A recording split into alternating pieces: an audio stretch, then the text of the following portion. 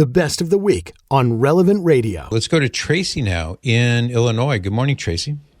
First of all, thank you so much for the radio show. You all are such a gift to everyone that listens to you. Thank you. But I just read recently that, how there's, I don't know if the word is controversy about when Jesus was born, the 25th of December, or roughly that date. But then I just also read something about September 11th, and I had never heard of that before until just recently. So the first thing is, in the first century and even into the second century, the church didn't celebrate Christmas as a liturgical feast day. It did celebrate Easter and always has. But Christmas celebration wasn't what it is now in the very beginning. But one thing is for sure, and this also ties in closely with Easter, because that follows the lunar calendar and the first full moon after the spring equinox. So the first Sunday after the first moon of the spring equinox is how they would reckon when they would celebrate Easter.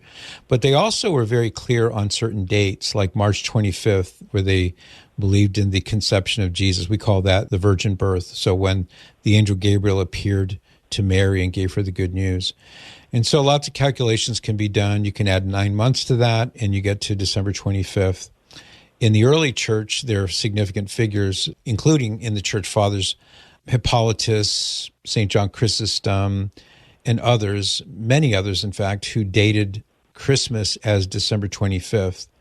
And so there's a long and ancient pedigree of December 25th being the date that the church recognized the Lord was born on. So his nativity was on that date, they said.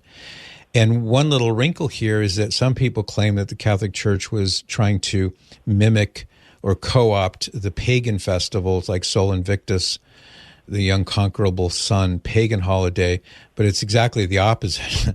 What actually happened was when the Emperor Aurelius, he established this feast day, and this was in the year 274 on December 25th. This was for Sol Invictus. But for well over 100 years before that, the early church fathers were saying that Jesus was born on December 25th. So we didn't copy the pagans copied us.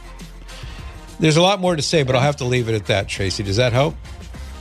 It does. Thank you so much. Have a wonderful Christmas. Thank you. You too, as long as we're at it. Like what you just heard? Share it with your family and friends. And thanks for listening.